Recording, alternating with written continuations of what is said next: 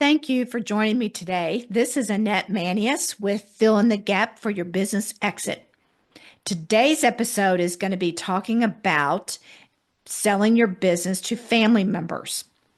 Sometimes that seems like the obvious choice, but I've seen situations where it seems obvious, but the family member either really doesn't want to be in that business or they have no idea how to run a business. So just take a listen to what I have to say on this episode and see what you think about how that looks for your family. Selling to a family member can have its own unique challenges. My contention is that you should always treat a family member in the same way as you would treat someone who's not and who is buying your business. So you should assess their leadership skills. You should assess if they can actually own the business. It's no different than if someone else like me, I had three people that bought my business that were not family members. And so they kind of, we went through the paces of making sure that they could run the business. So my contention is, and I don't see it happen very often, is that family members should be put through those same paces, and not just assume that because their family that they are going to be able to run this business. So again, I don't see that happen very often. Normally it's, here's my son or my daughter or whoever it is, and they're going to work in the business for a few years and then they're going to take it over. But so there's some things to consider that are you know different than like my scenario where I sold to people that were not my family. And a lot of it has to do with family dynamics, as you can imagine. So you have the emotional dynamics and the relationship that is there. And, how are you going to navigate that successfully? I'm just going to use a scenario of that there's a father and a son and the son's gonna take over the business, and that can be an emotional process for both of them. Just like, I had said before in other videos that it was very emotional for me to sell the business to people that were not in the business, but it didn't really matter if they were family, if they were not in the business. It's still an emotional process, I think, for both of you too. And another consideration, as always, when you're selling a business, is valuation and pricing. So, what I've seen is that businesses that are going to sell to the next generation will tend to lower the price because they want to give their family a good deal, let's say, and which is fine, but you want to make sure that it's a fair deal, that it's fair, that you're not uh, valuing it or pricing it too low. And you should talk to your CPA about this, because I talked to a friend recently that said, well, the valuation is this, but we want to sell it to the son for this. And the CPA said, the IRS is not going to like that. So again, I'm not giving tax advice, but you need to talk to your CPA about it, about the valuation, what it's really worth versus what you're going to sell it for too. The other consideration is financing and payment terms. So what does that look like? A lot of times, people, especially family members, may not be able to afford to buy your business depending on what the size is. And so you have to figure out what is that going to look like and what are the payment terms going to be. The other piece of that too is, let's say, and again, I've seen this happen with customers over the years, they sell to their son, daughter, whoever it is, and they don't handle the business very well, and they can't make those payments. And, has that become your, are those payments the way that you're going to retire, that you're going to live through your retirement? And again, I've seen where they've gone out of business. I've seen where the parent has to step back in. I've seen a lot of different scenarios with that. So that's a hard one because you would need to hold their feet to the fire if you agree to certain payment terms and a sale price and the payment terms. And that's very difficult when it's family because then you become, um, a whole different dynamic there also. And, it just depends.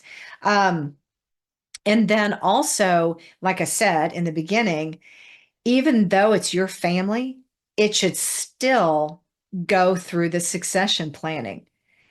It doesn't, I would say 9 times out of 10, it doesn't, but it should. So I have a friend of mine who is a business coach locally, and he is working with a business that has, I think he said 4 or 5, maybe even more successors.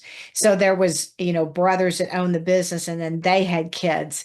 And, they started to go down this path of just, we're bringing the kids in, they're going to do this, they're going to do that. And it became a disaster, as you can imagine, with all those people. You've got the brothers here with their kids, and they brought him in to put some structure to that.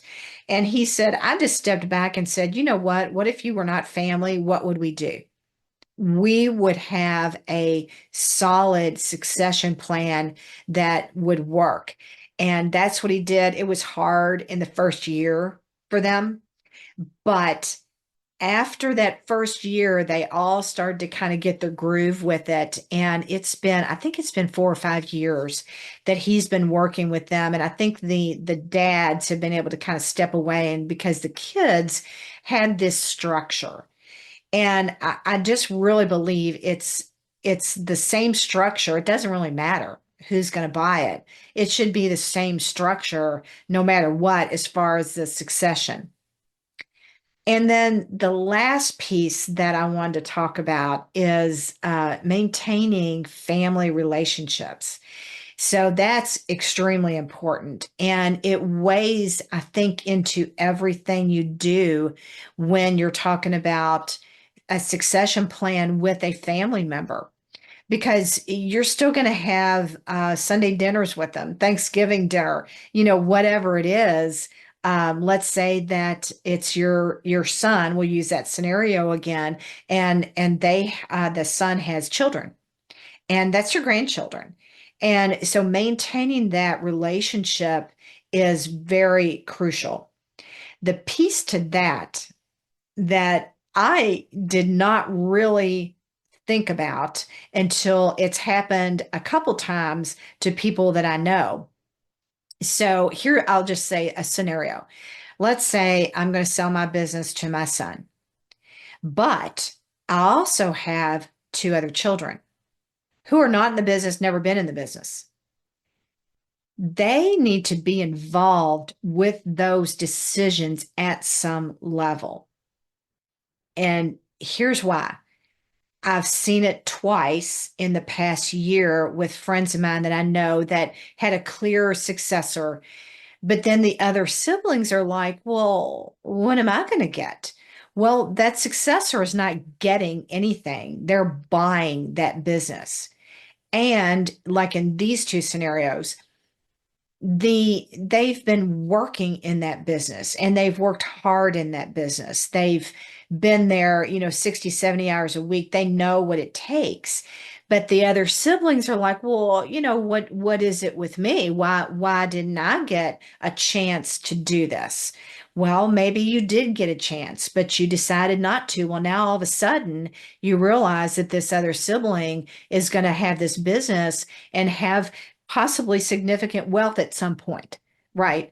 So you have to deal with that. Both scenarios, they didn't see it coming. I think we're pretty shocked. Now, I saw another scenario, a friend of mine a couple years ago that just went to the other kids and said, look, here's what we're going to do. If you want to be part of that business, then you can, you're welcome to.